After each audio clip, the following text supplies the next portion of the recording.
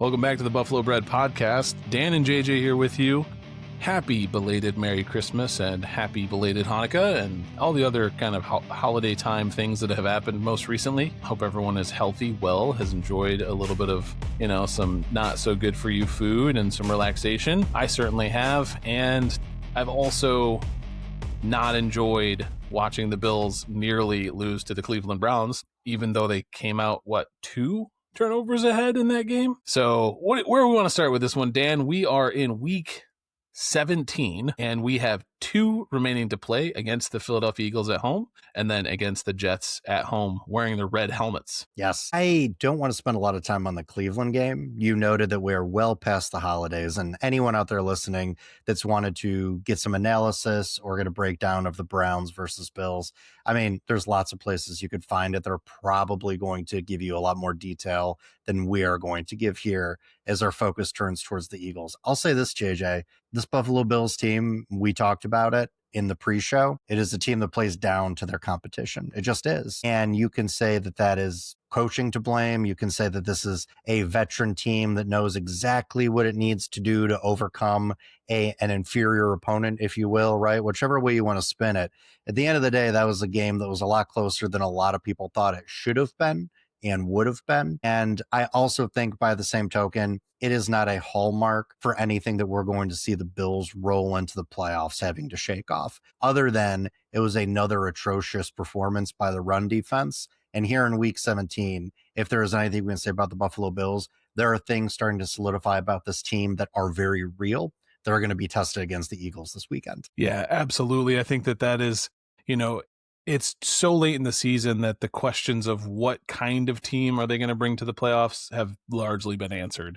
They are a team that lives and dies by splash plays on defense, mostly dies by all other offensive plays, and hopes beyond hope that Josh Allen can put his unicorn headband on and draw them out of the fire of defeat every week.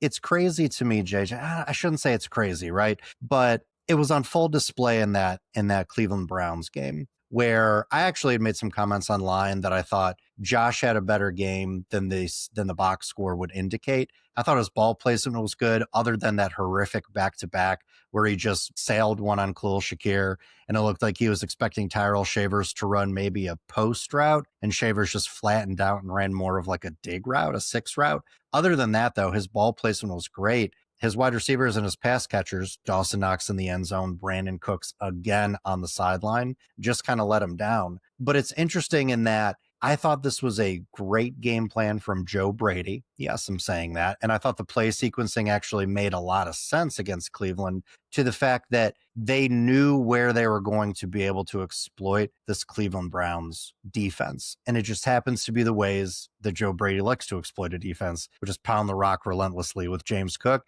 and then hit some early down play action to your tight ends, which has been a nice wrinkle.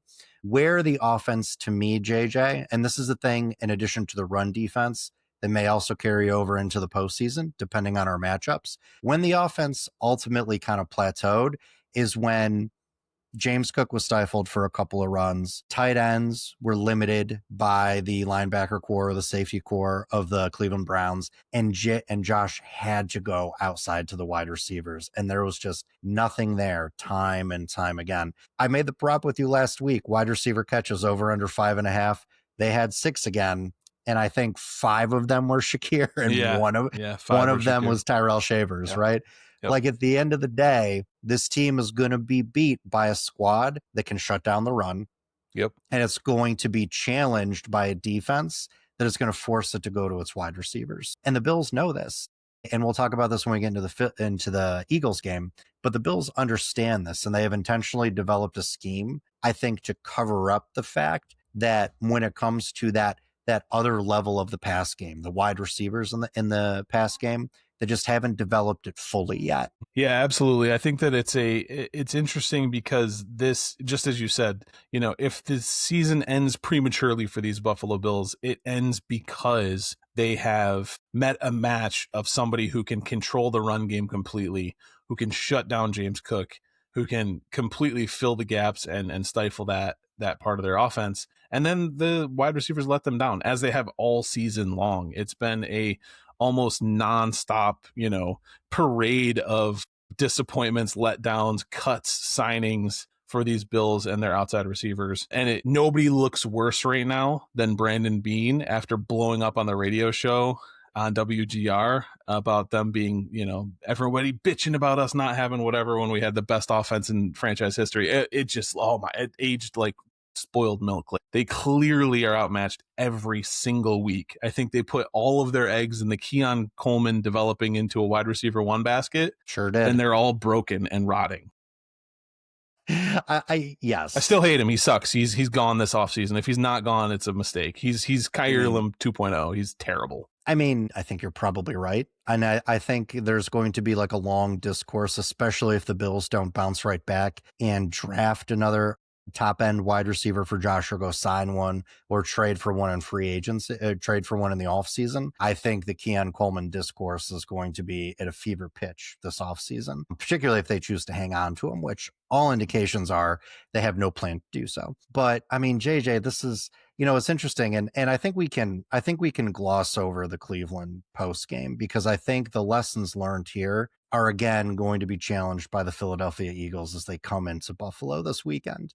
The Philadelphia Eagles have a great secondary, some questions with injuries in their safety room right now.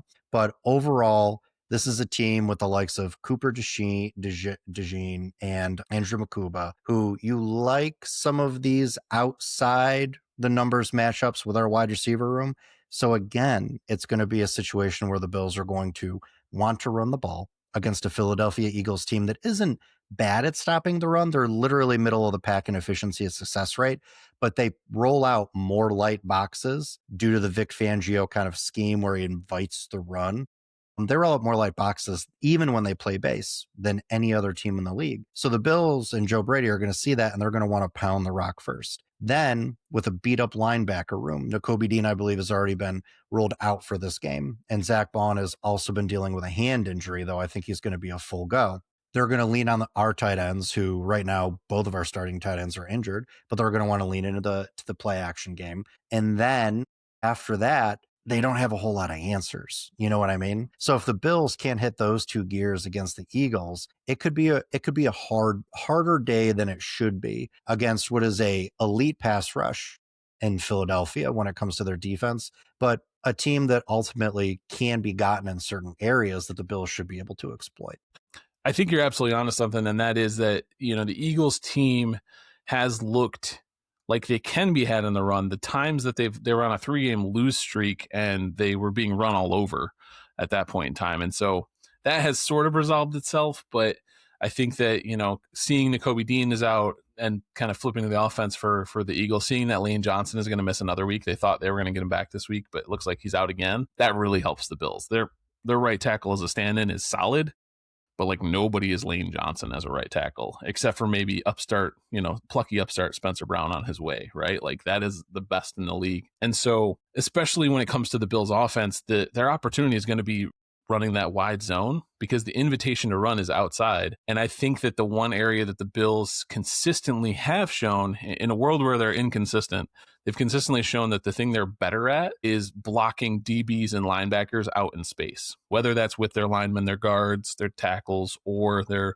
wide receivers or tight ends. The fact that Jackson Hawes is maybe the most well-equipped tight end coming into this matchup means he's probably going to be on the field a lot, which means they have their best blocking tight end out. We might see a Jackson Hawes game because the Bills are not going to stop throwing it to tight ends.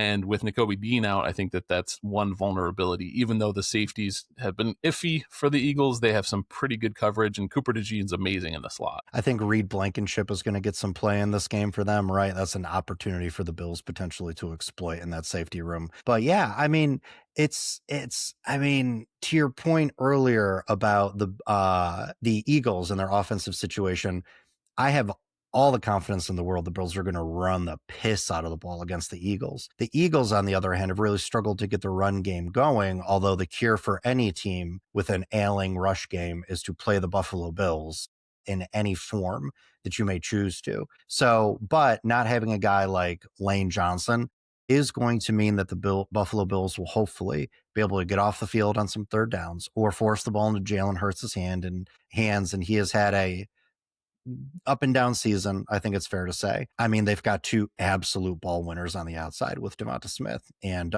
AJ Brown. AJ Brown, yeah.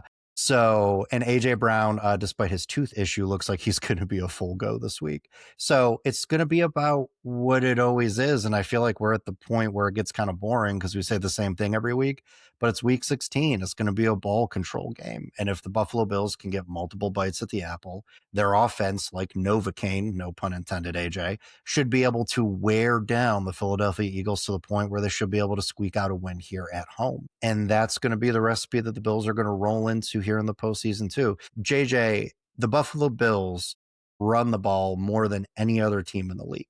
And because you only get two options on offense, you either rush it or you pass it.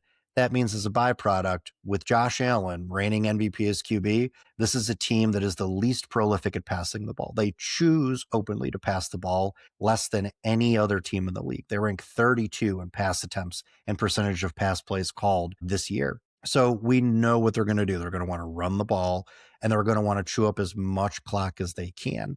When it comes to average time on the 40-second play clock used by a team, the Buffalo Bills are number one at almost 30 seconds. And we've talked about it on the pod multiple times. Josh checking things off at the line with Connor, ultimately them missing it and a free rusher coming loose on some play action play. But that's what the Bills are going to do. They're going to want to stick this game in the mud, and they're going to want to try to flip game script in their favor, own time of possession, and try to cram it down the throats of the Eagles. I mean, I wish we had something more sophisticated to say or a fun stat to pull out. But again, it's the end of the season, and the Buffalo Bills have shown us how they want to win, and they've shown us how they're going to lose. And I don't know that the Eagles are necessarily a team that can exploit the way that the Bills can lose. Yeah, I think that there's part of it too that comes in the way of, Josh Allen has never beaten the Eagles. They're the only team in the league he has not scored a victory against in his career. He's going to have some sauce at home for that particular statistic, even though he will never talk about it in the media, right? Like that's just giving fodder to the other team to chew on all week. He'll never bring it up, but I'm sure it means something to him. And so you're going to see it. But again, running back Ty Johnson, Ray Davis, James Cook out of the backfield, Jackson Hawes, and whichever of, Kincaid or Knox is healthy, if either, is probably going to get those targets, because Khalil Shakir probably a little bit too, because we've seen this story before. As you've said, they throw the least because they don't trust their outside receivers. They don't have any matchup winners, and the Eagles are not a team with their outside corner strength that you really want to test too much anyway. Yeah. And I think flipping it to the other side of the ball, the Eagles, while they have struggled to get the run game going, and we already talked about how much missing Lane Johnson is going to impact this team. This is a team too, JJ, on offense with the Eagles that, I mean, they can kind of exploit the Bills in the outside pass game. Call me crazy, I actually kind of like Christian Benford, should he be fully healthy, ready to go, and the platoon of Max Harrison and Trey White, who ever since they've taken his snap percentage down to the platoon with Max, I actually kind of like our ability, not to totally bottle up Smith and Brown, but to at least be competitive at that point, which means we're putting our linebackers in a situation where maybe we're dealing with their tight ends, right? And Jalen Hurts has had some success going to guys like Goddard and Latu and all that kind of stuff this season. But I actually kind of like the Bills' ability to be competitive on the outside with these two big wide receivers. It's all a matter of, to me, can Philly get the run game going? Because the Buffalo Bills run the ball the most in the league, and the Philadelphia Eagles, according to FTN, they run the ball at the fourth highest clip in the league. So these are two teams that like to pound the rock and dislike passing the ball. This game's going to start at 1 p.m. and be over at 2:14 p.m. Because, yeah, that's a great prop, under on full game time. And when this is going to be over. Yeah, they're going to, whatever affiliate is carrying this game, I think it might be NBC, is going to have to fill time to get to the 4 o'clock window. Because it's just, I could see the same. This is going to be a run-heavy affair. It's going to be interesting. The thing that's going to be most interesting to me is if one of the team, if the Bills or the Eagles are able to get a consistent stuff for 2 or 3 series, which team is going to lose chicken first and stop running it and try to start airing it out? Because I think that's going to be the team that loses.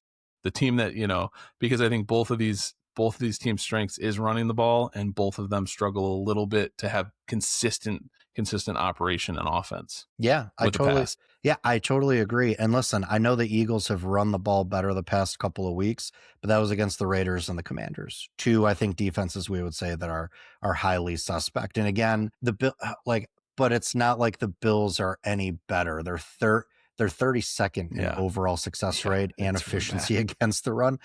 But I think back to the Pittsburgh game. I think back to a couple of games in recent memory, the Patriots game, with the exception of the like watching a kid's soccer game on that Henderson run and everybody shift to his side of the field as he skirts back the other way. Other than that, and against the Bengals, they've done pretty well against the run here in the second half of the season, but Cleveland ran the ball all up and down them. So that's true, but I do also, it's worth noting that Shaq Thompson missed a lot of that game and played a very poor game before he was injured against Cleveland, and he looks to be good to go this week. But is he hit kind of like that vet wall, do you think, at this point a question, in the season? Right? Like all the stuff he's dragging around for the whole season is caught up with him a little bit. Right. I mean, this is the most football he's played in like 2 years, isn't it? Like, So you got to wonder, right? It'd be a great time to get Bernard fully back up to speed. JJ, I want to talk a little bit more about the defense, because I don't want to write off this defending Super Bowl champion Philadelphia Eagles offense. Do you think this is a game where we see Maxwell Harrison's snap share sneak closer to 70 or 80%? Or is Trey White playing so good right now that you want to continue to see the 60-40, 55-45 platoon the Bills have been kind of mixing in there? I think that all depends on how many catches Devonta Smith has in the first quarter, right? If Devonta Smith is cooking Trey White, I could see Maxwell Harrison almost taking the job over the rest of the time, just because it's like, if your vet who's savvy and knows where he needs to be on the field and all that is just not being competitive with somebody who is an elite kind of speed specimen, you gotta pivot. I would actually think that they're going to probably ride Trey White longer. With Maxwell Harrison specifically, because he missed so much of training camp, he looks like an old school McDermott rookie play where he's like protecting him from being overwhelmed. Yeah. And it seems to have worked. He has some good snaps. He has some like up and down games. They're kind of riding the rookie roller coaster with him. And I would actually expect that to continue in this one, unless Trey White is like, if Maxwell Harrison plays 80% of the snaps, I feel like Devonta Smith also has a stat line that's like 9 for 110 and a tutty at least. Mm-hmm. Without a doubt. Yeah. Do you think the Bills are going to be able to get some pressure on Jalen Hurts? I mean, it's interesting when you look at both opposing teams in the trenches. The Buffalo Bills, I know, listen, pressure is not sacks, and I know the Bills don't get sacks, but their pressure rate right now is number 6 in overall, number 12 in overall defensive efficiency. Mm-hmm. So slightly above average for the rest of the league. And the Eagles are 11th, right? And on the flip side of that, the Buffalo Bills allow the sixth least amount of pressure in the league by percentage of snaps per play. And the Eagles defense, they're a top 10 unit as far as garnering pressure rate. So this feels in the trenches, despite some of the injuries that are at play, kind of a strength on strength matchup. Do you think, JJ, two-parter, do you think the Buffalo Bills will be able to get pressure on Jalen Hurts, and will they be able to make that pressure count, i.e. in sacks? And then do you think the Buffalo Bills are going to be able to adequately project Josh, should he need to, gimpy injury and all, have to drop back and put the ball on his cannon of a right arm? Well, I mean, with no injury designation coming out, from the Bills for either Deion Dawkins or Spencer Brown, I think that the Bills are going to be much better. Their offensive line is one of the healthiest units on the team right now. And so I think they're going to be much better at protecting Josh Allen in this one. And I think also what we saw from Josh Allen, Connor McGovern, and Joe Brady last week against the Browns was that they learned a very important lesson when they played the Texans and Josh Allen got absolutely smeared across the field. Don't send 5 guys out on routes. Yeah, don't send 5 guys on routes against elite pass rushers. Have some scheme answers to like limit the space or extend the space between Josh Allen and the biggest threats. And I think that they're going to continue to expose that kind of learning in this one as well. So I think that they're going to be far better at protecting Josh from pressure than they will be at generating pressure against Jalen Hurts. With Daquan Jones out and Jordan Phillips, even though I don't think he's been super good, with 2 of your top 5 defensive tackles off the shelf, or on the shelf rather, I can't imagine that they're going to be able to generate a lot of pressure because whoever's playing in the middle, Deion Walker hasn't been super good at pass rushing in a number of weeks. He's had his flash plays have kind of disappeared. I think he might have hit the rookie wall a little bit. Wall, right? Hardcore, yep. Yep, you're exhausted. You've only ever played 10 games in a season, and all of a sudden it's like week 18. And so I think that there's some, in the world of trench play, they're skilled and under athletic defensive tackles are the easiest people in the world to block when you've got 3 people in the interior to block them.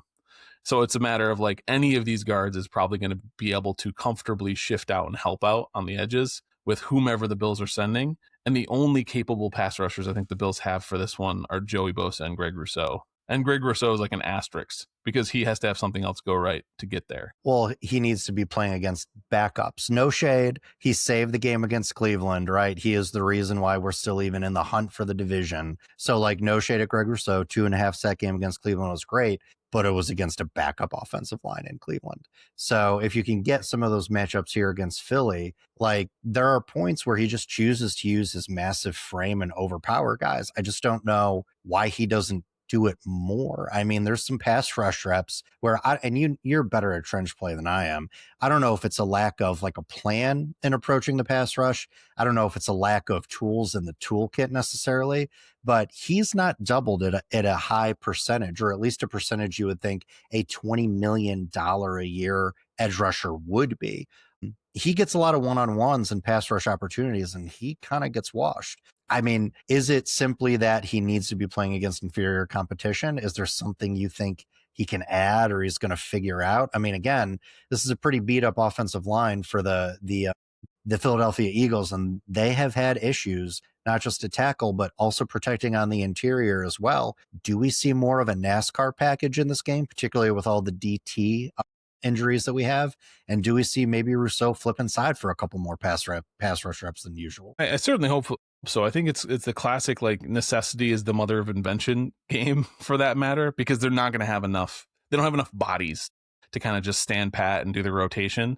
They're going to have to do some different things. Different people are going to have to rush from different positions. And that might be the exact answer. And I just don't understand why they haven't used, I think it's bodies again, why they haven't used Greg Rousseau in the interior more often, because he looks like an absolute dynamo when he's, rushing from the inside on long and late downs. It's mostly because he's the best play the rush on the way to the pass player they have, on the whole field. All right, JJ, one more question before we get to some prop bets here. It feels like the Bills are still figuring out this wide receiver room. In Cleveland, we saw both Keon Coleman and Gabe Davis as healthy scratches in favor of Mecole Hardman and Brandon Cooks. JJ, give it to me. What do you think ultimately the wide receiver room is going to look like? I think Gabe Davis has to kind of see the field in this particular game, especially if Dalton Kincaid and or Dawson Knox or apocalyptic scenario both can't go in this game. Gabe Davis has played that Dalton Kincaid role before, and we know he's game in the run block run block reps.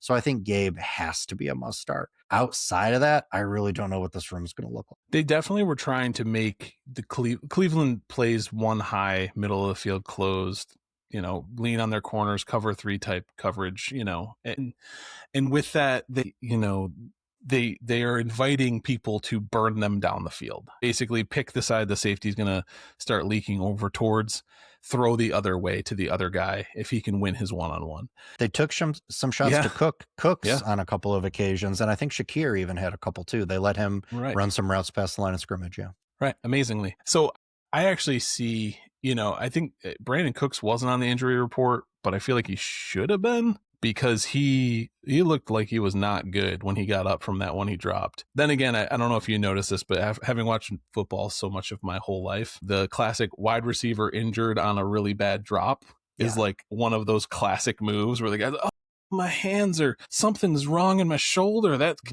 must be why, Yeah. His injury status post game was shame. It was just shame. Yeah. He was injured by shame. Yeah. So I think they'll see Brandon Cooks again, because I feel like he just has to finally get one. Like there have been so many missed connections. He is winning his routes. He's winning down the field. He is open. Yeah. He's open. He's 38,000 years old, and he is our best downfield separator. So JJ, Gabe Davis, we feel strongly about. Obviously, Shakir he's going to be in. Cooks probably because they're so desperate to get him catching a ball downfield on film before the postseason. He might be a fun prop bet for us to do too. Josh Palmer. Was supposed to be our downfield threat here, our downfield separator, separation god, and he has been a non-factor since coming back from his injury that he suffered against Atlanta. I think he's in the room. They're paying, he's going to get a jersey on game day. Like they're paying him too much money for him not to, but he's been a non-factor this year. Yeah, no, as for the wide receiver room, I think it is Brandon Cooks, Khalil Shakir, Gabe Davis, Josh Palmer, and Cole Hardman again. Yeah, Mecole Hardman or Keon Coleman. Keon Coleman might be asked. He might be brought up for this one just for blocking. He's been a better run blocker than a lot of the other wide receivers when he wants to, when he tries. Like that's the reason he's been inactive too, is because when he turns it on and tries, he looks good as a, contributing in the run blocking game. But he has a lot of tape of, kind of soft blocks or taking plays off. Sean McDermott is so effusive in his praise of Mecole Hardman.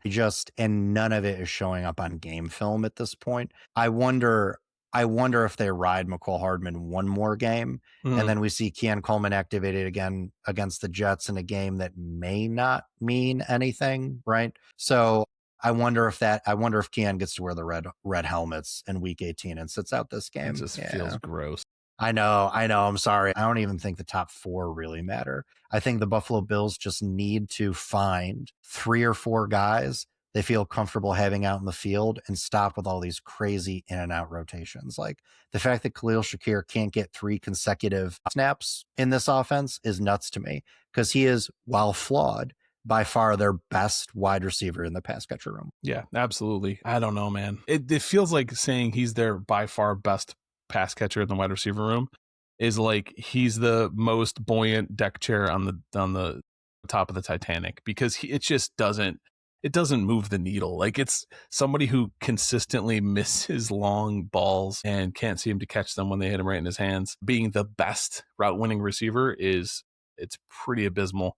I'm very worried about these Buffalo Bills in this, the end of the season and going forward, especially in the playoffs. Just the fact that if a team can figure out a way to stop them on the ground and stop their middle of the field tight end running back, routes, it's basically game over. Yeah. Again, I will say the thing that gives me a little bit of hope is in that Cleveland Browns game. And maybe those are good outside corners that they roll out there in Cleveland. It's a well-coached secondary. This is going to be a well-coached secondary in Philly. What gives me hope is that maybe we see some of Brady's play calling variants that we saw against Cleveland.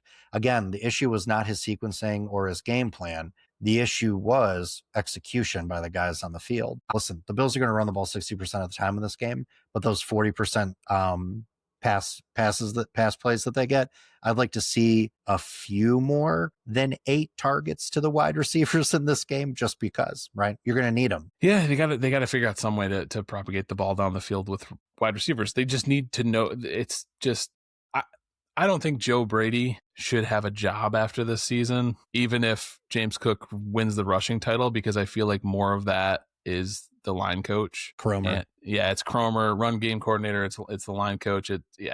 I just don't. I mean, he's proven time and again that, he doesn't have the elite talent. He doesn't have a Jamar Chase to work with, but he can't do anything. There are plenty of teams with B and C graded wide receivers who find ways to get those guys 1,000 yards. Look at New England. I mean, you look in the division, you know what I mean? But I'm ready to talk about some predictions sure to go wrong. Are you? Let's do it. All right, let's roll this out here. So this line's fluctuated ever so slightly since it opened. It was Bills favored by 1.5 at home. The line shrunk to 1 earlier in the week and is back up to 1.5 per DraftKings. The over-under on this game is 43.5. JJ, the Eagles have clinched the division. They don't have a ton to play for right now.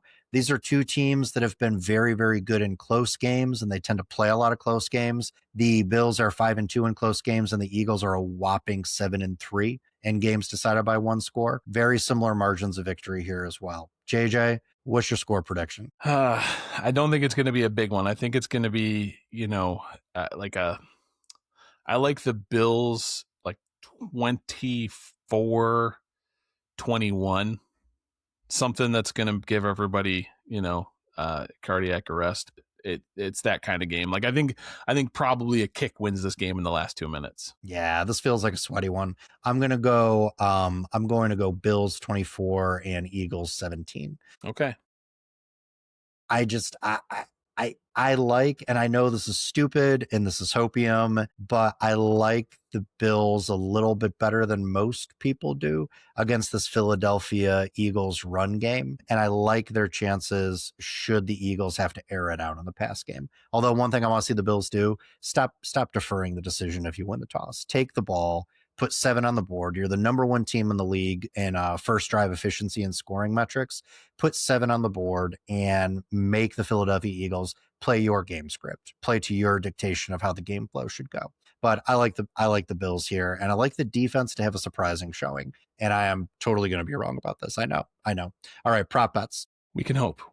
So I'll start with one. TJ Sanders registers a sack. Over under half sack. TJ Sanders Under.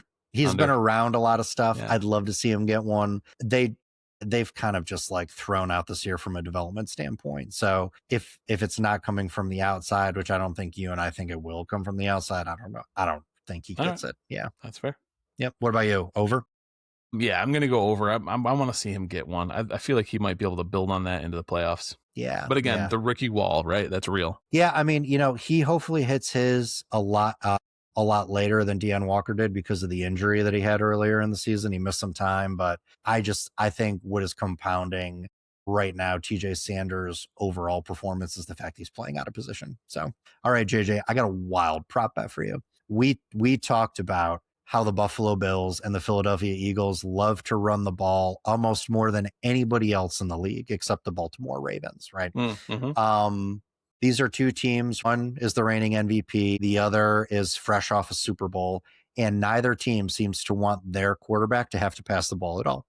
For under 39.5 combined pass attempts between Josh Allen and Jalen Hurts. So this would mean someone's like, if you're taking the under, it's like 20-19. And pass attempts in this game. Well, I mean, Josh Allen had 19 pass attempts last week, so that's what I'm saying. It's not crazy.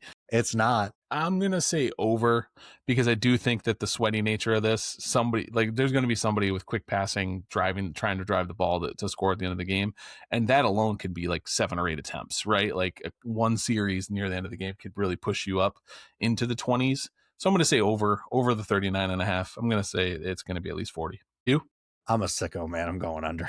I'm still going under on this game. I'm even gonna give you a number to go off of. I'm gonna say Josh Allen has 20 pass attempts. I'm gonna say Jalen Hurts has 17. Yeah. Okay. Yeah. Wow.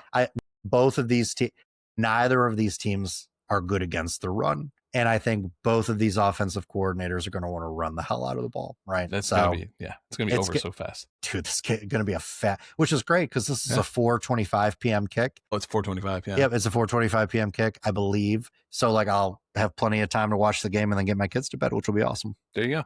Yeah, right. There it is.